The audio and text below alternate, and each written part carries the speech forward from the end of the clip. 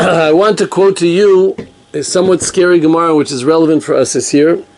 It says in the Gemara in Rosh Hashana and Daf Tez Zayin, Amar Rav Yitzchak, Kol shana she'ein toikin la b'tchilata merin la b'sofar. Any year that you don't blow the shofar in the beginning, it could be a very dangerous year. The Taz in Siman Tav Kuf Pei Hey says merin la mevin l'idei ra. It could bring bad days for that year. Lo aleinu. Why? De lo irbav satan.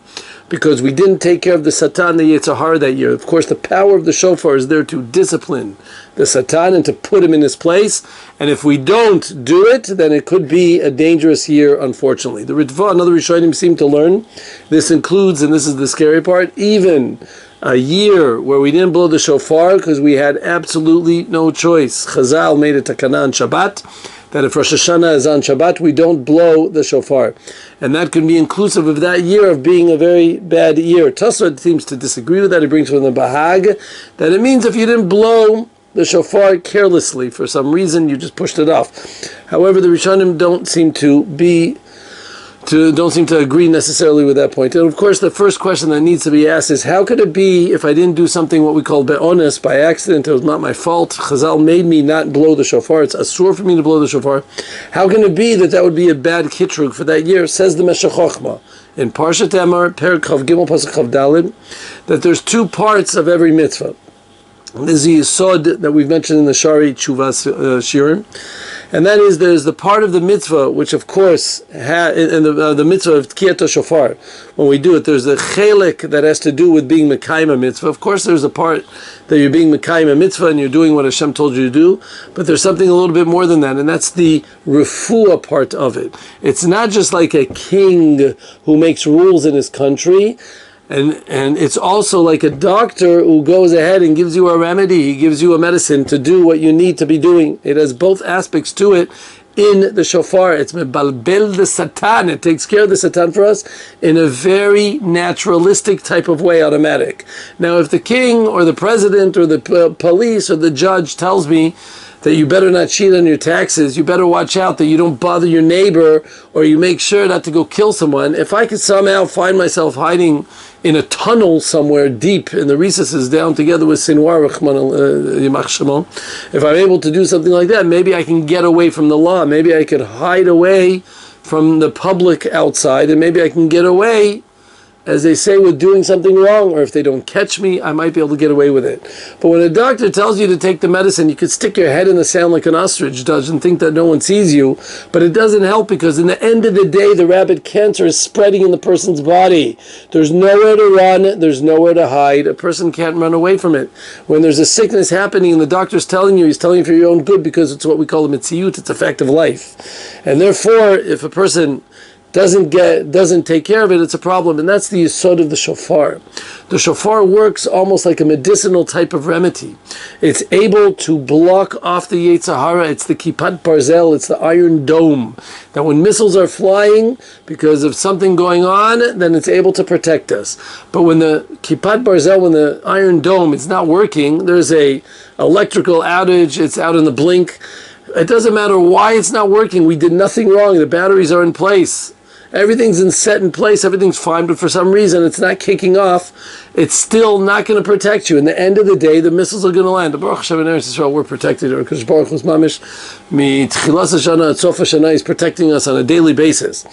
But the yesod here behind it is that without the shofar, in the end of the day, it's a fact. It's not a punishment, that without the blowing of the shofar, it's not going to be so simple. Why am I mentioning this? And hold on to your hats. Last year, for those who paid attention to the calendar dates, Rosh Hashana fell on Shabbat. The first day of Rosh Hashana of Tov Shin Pei Daled of last year fell on Shabbat. That's when it happened. Kol shana she'ein toikin la betchilata merin la besofa. I don't have to tell you in 2020 hindsight what I am discussing. Year that was surrounded with a crazy amount of casualties, unbeknownst to this country. Since the onset of this country, we have not seen this since the Churban Beis Hamikdash in Eretz Yisrael. To have so many casualties, we had over 2,000 casualties. There was an absolute bloodbath that happened on October 7th. The painful despair of the families and the distress that people had to go through. Not to mention all the injured that happened and the people who lost limbs. and other types of injuries, and just trauma itself is a lifelong battle that a person has to deal with. When we think about it and we imagine about everything that happens, and we look back, goosebumps comes across a person's body, needles in his heart. It's a crazy amount of suffering that we went through this year that happened as a result of, I'm not saying why, but kol shana she'ein toikim ba b'tchilata, it didn't happen. And from here we see an important yesod. When we look back to see what could be was the problem, what could be happened, and again, we never tried to say why or what. No, none of us in this generation for sure has any capabilities of saying the what about it, but at least we could know the intake of the shofar, of what we can learn from the shofar from this year in order to make a preventative and a big change for the year of Tavshin Pei Hey, that it shouldn't happen. And that is that the Gemara in Rosh Hashana and Daf Chavav Umud Bet says that the shofar, according to the sheet of the Tanakam, is allowed to be straight. According, we pass like Rabbi Yehuda that says it has to be kafufu, it has to be bent, it has to be kneeled over. Kayiv daite tfei adif, because it's the idea of humbling ourselves in front of a Kadosh Baruch Hu. The idea of the shofar is to teach us a fact of life, einod milvado, to make us realize that we don't know better. When we thought we knew better, we really don't know better. When we thought is going to be a solution, when we thought things are tame, when we thought things we know exactly what's going to happen next, we suddenly realize that maybe we really are making a mistake. Maybe I was being reliant on my own. Never again. Rahman al-Litzan, I hate those two words when they say never again. When we say never again, so then the Kadosh Baruch Hu says, I'll say again. You're not allowed to decide for Kadosh Baruch Hu what will be. We can go ahead and say we'll try our best to do the right things. We'll try to do Ratzon Hashem, and hopefully that'll be our protector. But that's not what's going to get us. But saying words like that is not going to be the point that helps. It only helps when we realize the power of the shofar is to give us a re-closeness to HaKadosh Baruch Hu, the point that we miss. Because ever have a child that comes to you and he asks you for something that he really wants to go to his friend, he wants to sleep over, and you say, no, I'm sorry. And he asks again, and you say, no, I'm sorry, not tonight, honey.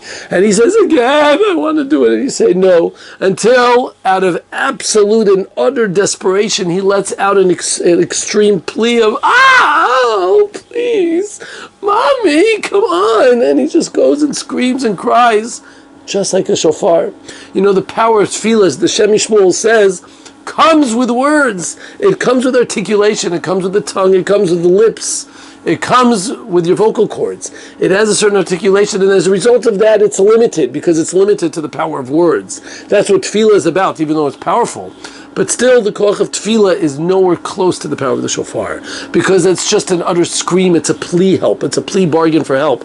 It's a screaming to a Kadosh Baruch Hu in absolute desperation and asking us, please, a Kadosh Baruch Hu, Sheveinu alecha v'neshuva, Chadesh Sheveinu kekedem, can you bring it back to the way it was before? That's the power of the shofar, and that really is what we're doing when we're calling out the power of the shofar, an utter bittul adat. Why is the kid screaming like that? He goes, I don't know, I can't convince you. I can't do it. I give up. Just please. Just, it's no words, no specifications. Just an utter scream in desperation that maybe you'll say yes, maybe you'll let it go. And that's really what we're doing with the shofar. And that's really a change of gears this year from last year. Because the idea that we're trying to see is we've seen this year, there is nothing else to do. We are in absolutely the hands of a Kadosh Baruch Hu. At least after October 7th, everyone was saying it clear as day. People were screaming it from here till tomorrow, that we saw what they call a mistake, a mechdal, and all these funny words that they say. We saw that the Kadosh Baruch Hu was giving us a message that only the Ribono Shel Olam can help us. He's the only one that can pull us out of any mess, and he's the only one that will keep us in status quo.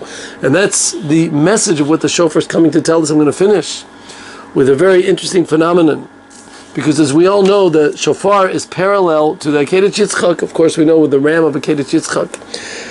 Why is Akedat Yitzchak so similar to the shofar? Because Rabbi Chanan Wasserman says in the Kovetz Ma'amarim, Hashem Yimkom Damam, that he was actually killed in the Holocaust on Fort 9.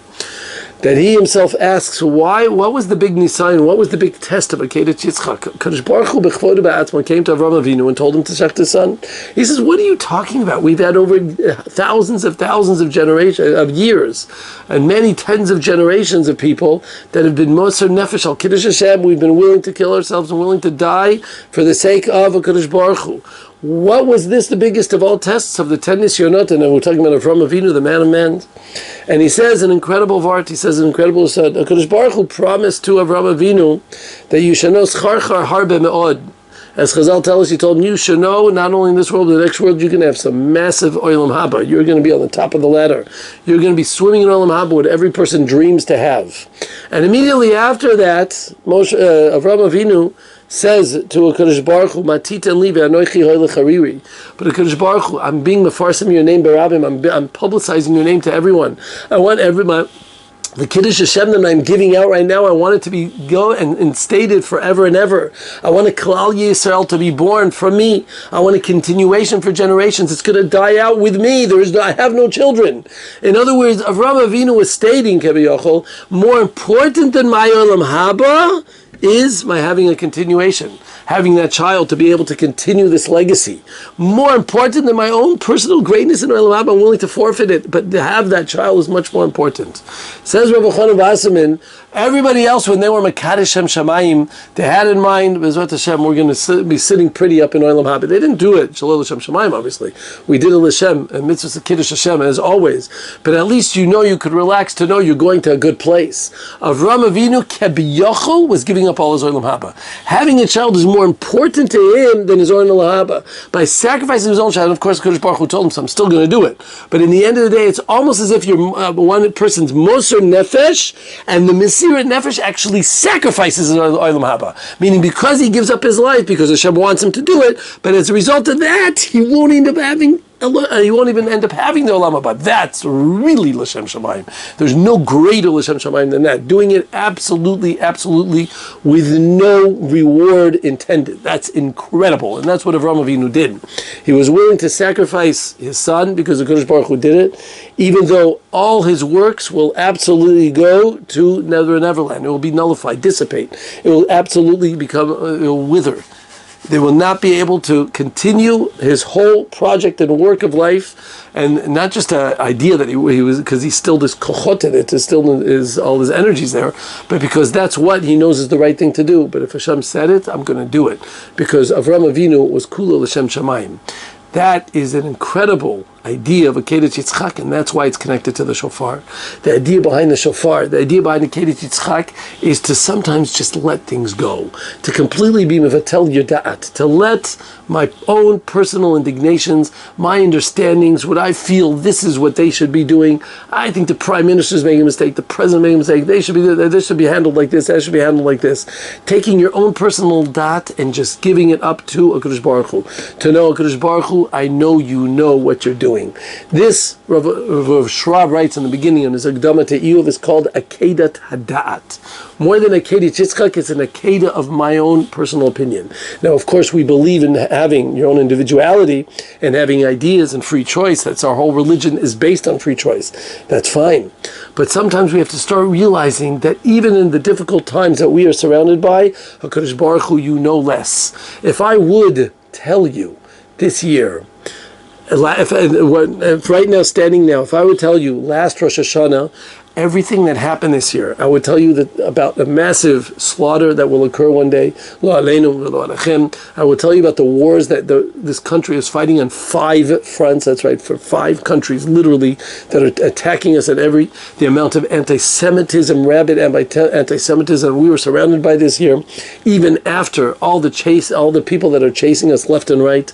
If I would tell you about the massive and crazy, intensive miracles that have occurred during this whole entire year, the fate of survival of this country and the incredible fight to be able to keep its own survival in this cute little tiny country, I don't think you would believe me.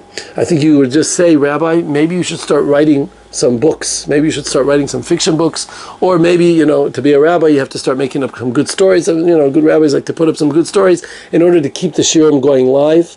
And here we are the next year, and it all became true. And you know what that tells me?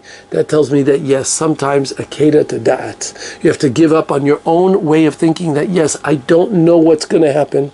I don't know why it's happening. And I don't always know exactly when or in what direction it's going to take place. But one thing I know is that HaKadosh Baruch Hu is behind me, and that is the power of the Tkiyat Shofar. Shabbat Shalom.